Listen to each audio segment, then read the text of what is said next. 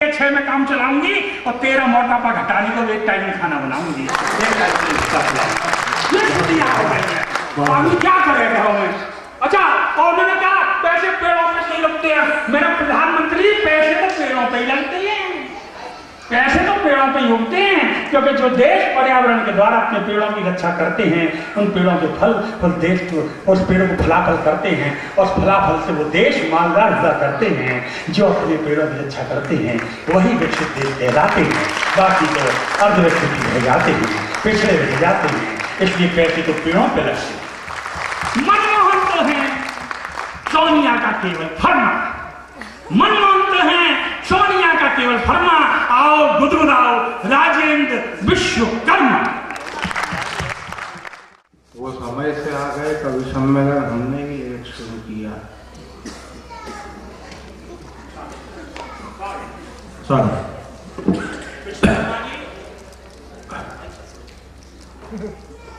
ये आवाज बढ़ा दो, नहीं तो मैं अपनी बढ़ा दूंगा।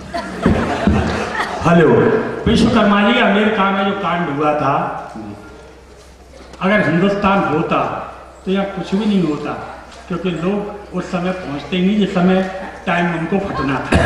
को प्रणाम करता हूँ, मंचा सिंह साहित्य रत्नों को प्रणाम करता हूँ, आमंत्रित अतिथि गणों को प्रणाम करता हूँ, उपस्थित मीडिया परिवार को प्रणाम करता हूँ, दीपक जी अध्यक्ष महोदय को प्रणाम करता हूँ, भावी अध्यक्ष को भी प्रणाम करता हूँ। कि बजरंग बली से बल मिले, बजरंग बली से बल मिले, और मिले रमा से माया, श्री राम से सत मिले और गणराज से काया, कर्म मिले श्री कृष्ण से सर माँ दुर्गा की छाया, और ज्ञान मिले माँ शारदा से संग हो भोले का साया। तो 33 करोड़ देवों से मैं अब नित्य करता हूँ प्रार्थना, हंसी खुशी के फूल खिलाएं आपके घर आंगना, और नव वर्ष के शुभ अवसर पर है सबको राज की शुभकामना, राज की शुभकामना। बजे मेरे पास एक SMS आया, मैंने कि क्या आया? बोले कि आपके रिचार्ज वाउचर की वैधता समाप्त हो गई। अब रात को 1:30 बजे मेरे पास और भी कुछ काम है। मेरा मोबाइल घनघनाया, मैंने मोबाइल का हरा बटन दबाया, उधर से एक महिला की मनमोहक आवाज, बात करने का दिलकश अंदाज, बोली आप कहाँ से बोल रहे हैं? मैंने कहा ऊपर वाले ने मुंह के अलावा कोई व्यवस्था नहीं।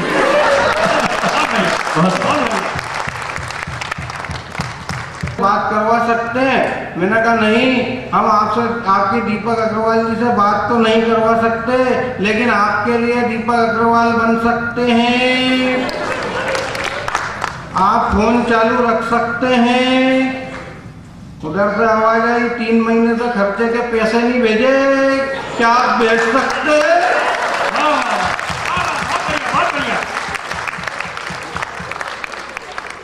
नहीं, ये आज से साहब यहाँ कहाँ का क्या हो जाता है साहब। अभी चमन भाई और हम पिछली बार एक ट्रेन में जा रहे हैं, हम ऊपर की छत पे, ऊपर की सीढ़ी पर बैठे, नीचे 2 लड़कियां बात।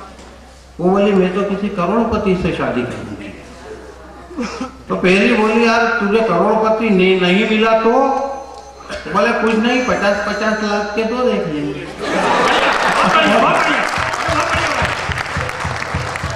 बोली 50-50 लाख वाले भी नहीं मिले तो बोले 25-25 के 4 देख लेंगे।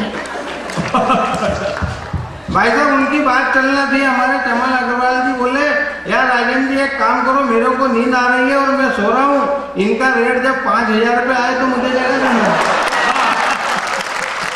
अमिताभ बच्चन के साथ 5 फिल्मों में काम किया है। फिल्में जरूर आपने देखी होंगी, आप सभी लोग समझदार हैं, मैं फिल्म का नाम नहीं बताऊंगा, सिर्फ हिंट दूंगा, और हिंट आप तक पहुंच जाए तो निश्चित रूप से बताना कि यह बात आपको समझ में आ गई। मैंने अमिताभ बच्चन के साथ उन 5 फिल्मों में काम किया है जिनमें अमिताभ बच्चन की माताजी को शुरू से ही विधवा बताते थे। मैंने उन 5 फिल्मों में अमिताभ बच्चन के बाप का रोल किया है जिनमें अमिताभ बच्चन की माताजी को शुरू से ही विधवा बताते थे।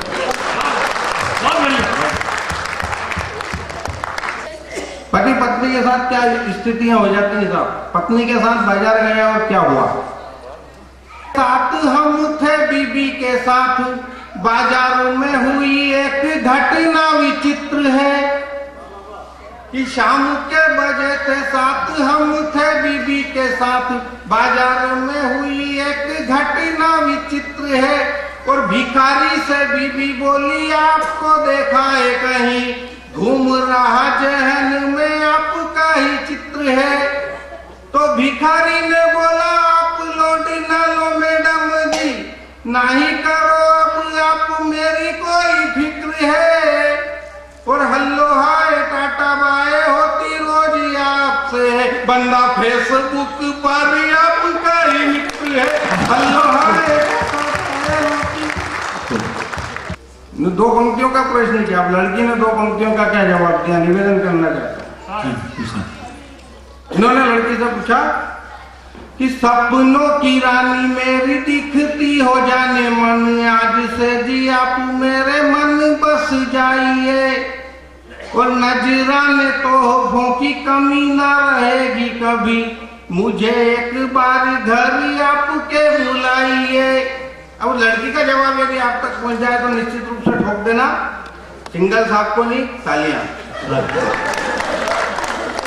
कि सपनों की रानी मेरी लगती हो जाने मन, आज से जी आप मेरे मन बस जाइए। और नजराने तो की कमी ना रहेगी कभी, मुझे एक बार घर आपके बुलाइए। वो बोली मेरे यार थोड़ा करो इंतजार, हमें सपने मुंगेरी लाल जैसे न दिखाइए। वो जिंदगी भर टेंशन में है। हाँ भाई तो जब महिलाओं की बात बताता हूँ साहब, हमारे यहाँ टेलीफोन विभाग में एक महिला है। अब मैं बिल जमा कराने गया था, नई महिला है तो उसने इतना बड़ा टीका लगा रखा है। मैंने कहा आंटी जी आपने इतना बड़ा टीका लगा रखा है, इसका कारण क्या है ये तो बताओ, आमतौर पे मैंने देखा नहीं। बोले बेटा क्या है कि जितना बड़ा टीका लगाओ ना उतने दिन उसका सुहाग चलता है। मैंने कहा ठीक है भाभी जी बहुत अच्छी बात है, पर ठीक है आप जो बता रहे हैं ठीक है। 2-3 महीने बाद फिर गया तो वो टीका थोड़ा छोटा देखा मैंने कहा भाभी जी आपका टीका छोटा हो गया, इसका कारण क्या? बोले क्या है कि तुम्हारे भाई साहब की थोड़ी तबीयत खराब चल रही है। आप सबकी गरिमा में उपस्थिति को प्रणाम करती हूँ।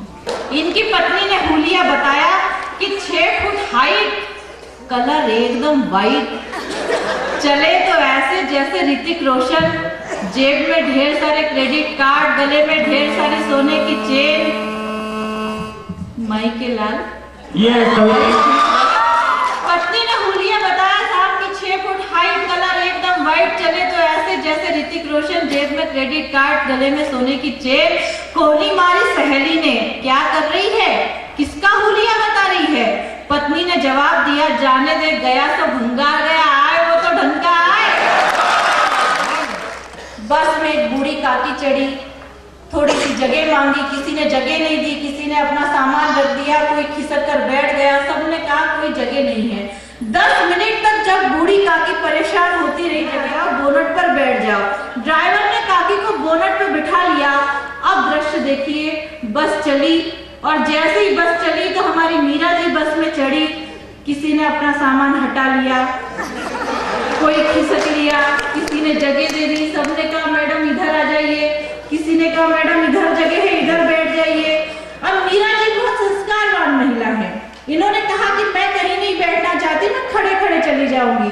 10 मिनट तक जब अब की बार बूढ़ी काकी सारा दृश्य चुपचाप देखती रही तो उसके अंदर का ज्वाला फूटा और उस ज्वाला ने कहा कि बैठ जा बेटा बैठ जा, 10 साल बाद तुझे भी बोनट का नोट। हाँ ये बिल्कुल आप इधर देखिए, ये जो बैठे हैं ये 1000 का नोट है, इन्हें ध्यान से सुनना और मुझे ऐसे सुनना जैसे 10 का नोट, क्योंकि आप सब जानते हैं कि 10 का नोट फटा हो, टूटा हो, कैसा भी हो, चल ही जाता है।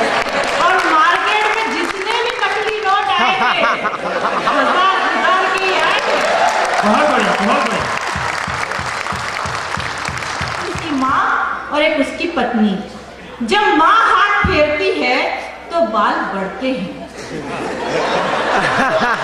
और जब पत्नी हाथ फेरती है तो ऐसी हालत हो जाती है।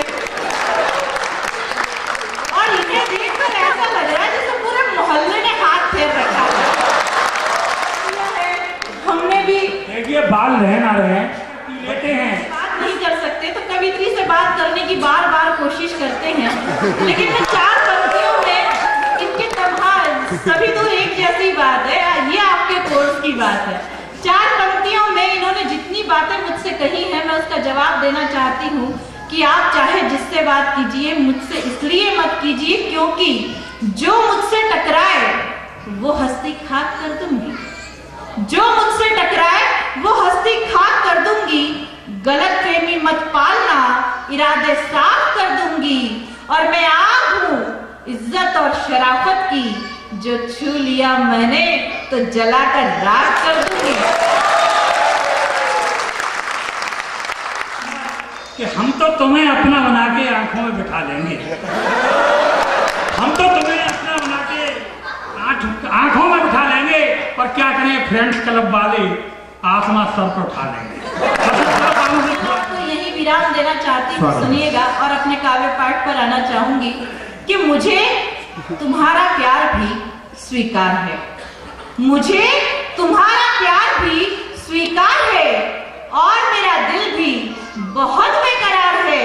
और जिस दिन तुम्हारा और मेरा रिश्ता कायम होगा, उस रक्षाबंधन का मुझे बेसब्री से इंतजार है। अच्छे नहीं होते अपनों के बीच फासले, अच्छे नहीं होते अपनों के बीच फासले, हाँ हाथ से उससे बेहतर है फासले। जब राखी बन गई तो हम तो अपनी हो गए।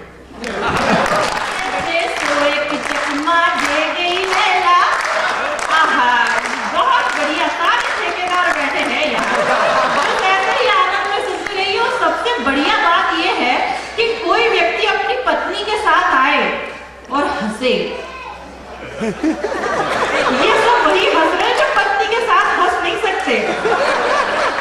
ये बहुत साहस का काम होता है मित्रों कि पत्नी को साथ लेके आना और हंसना, वरना पता चला कि ज्यादा हंस लिए तो कल भाभी जी घर में नागरिक अभिनंदन करेंगी। सुनिएगा, शुरू करते हैं कि ढाई आखर प्रेम के बड़े सुपंडित हुए, नजरों से नजरें मिली, बोलो कैसे सोए कि चकमा दे गई लैला, कि चक्री हुआ है छैला। और आपने जो बात सुनी है पूरे देश में आंधी की तरह कैसे फैली है, सुनिएगा कि पूरी पिक्चर पिटी गई, हीरो शोक मनाए, पूरी पिक्चर पिट गए, ये झंडू बाम हो गए, हाय बदनाम हो गए, ये झंडू बाम हो गए। और अगली पंक्ति सुनिएगा, देखिएगा इधर, सुनिएगा कि छैल छबीली मोहिनी मदमाती खिलाए, छैल छबीली मोहिनी मचुंदा हो जाए, हीरू अब न डरेगा, कि कोई शक न करेगा, अब न डरेगा।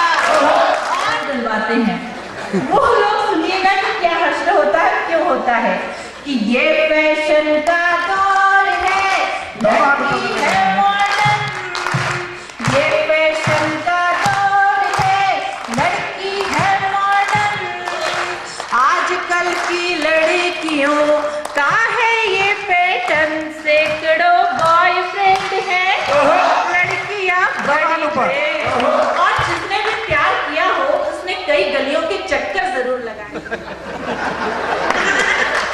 सब अपनी अपनी गलियां याद कीजिएगा, अभूतपूर्व नौजवान भी सुनिएगा कि जिनकी गलियों के लगे चक्कर रोज हंस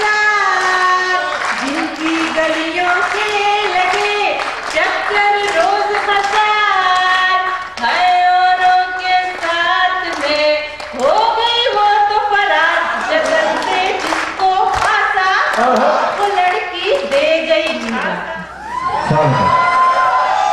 मुझे बताइएगा कि कितने पप्पू यहाँ पास है और कितने थे। सुनिएगा कि कल वो मेरे में मिली लेकर अपना नाम, कल वो मेरे में मिली लेकर अपना नाम, बोली बेटा मामा है कर लो करे अब ताता भैया, बना गई हमको भैया करे अब ताता भैया। आंदोलन समाप्त, एक बार जोरदार तालियां बजाइए।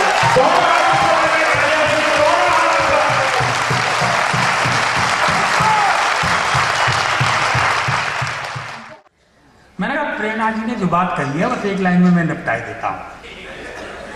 हमारे देश के जो नेता हैं वो अमीर बनना चाहते हैं और मैं बस एक बात कहना चाहता हूं, अमीर बनने में कोई बुराई नहीं है। अमीर बनो, इतने बनो कि ताजमहल खरीद सको। अमीर बनो तो इतने बनो कि ताजमहल को खरीद सको, लेकिन कीमती बनो तो इतने बनो कोई अमीर तुम्हें खरीद ना पाए। देश के नेताओं से सिर्फ ये चाहता हूं कि उनको कोई खरीद नहीं ना पाए। पर इतनी सी बात है और ज्यादा बात नहीं है। अच्छा, बात ऐसी अजीब अजीब बातें हो जाती हैं। ऐसा हुआ कि पत्नी के आगे घर में गया शुद्ध बुद्ध भूल और उस कवि के नाम के आगे देखा तो इन्होंने कहा मैं देखूं दूसरी आ सकती है कहीं। इन्होंने वहां में विज्ञापन दिया और विज्ञापन में लिखा मेरा नाम शूल है, मुझको एक कन्या चाहिए। जो शूल है, जो दर्द है, उसके लिए कौन आया? एक भी जवाब नहीं आया। फिर मैंने इन्हें फॉर्मूला बताया तो अखबार में विज्ञापन दिलवाया, बाई वांटेड, पत्नी चाहिए, 10,000 तालियां सम्मान करें। और हमारी समय की स्थिति ऐसी है कि हमको बहुत शॉर्ट में सब कुछ करना पड़ रहा है। भाई शूल, यहाँ एक शूल था, एक दर्द था भाई चमन जी का। सरस्वती को लुप्त कर दिया, गुप्त कर दिया। अब सरस्वती को कब लाओगे? हम भी निपट लेंगे इनसे, रहने पाएगा देश में नहीं एक भी कलंकी। और मंच पर आ रही हैं आप, जोरदार तालियों से आपको को वो पधारे, भोपाल से पधारी है, मध्य प्रदेश से पधारी हैं, उसी मध्य प्रदेश से आपके सम्मान के लिए मैं श्रीमती अंजना जी सिंगल वाइफ ऑफ जी का चाहूँगा कि आप आपका साफा पहनाकर मंदिर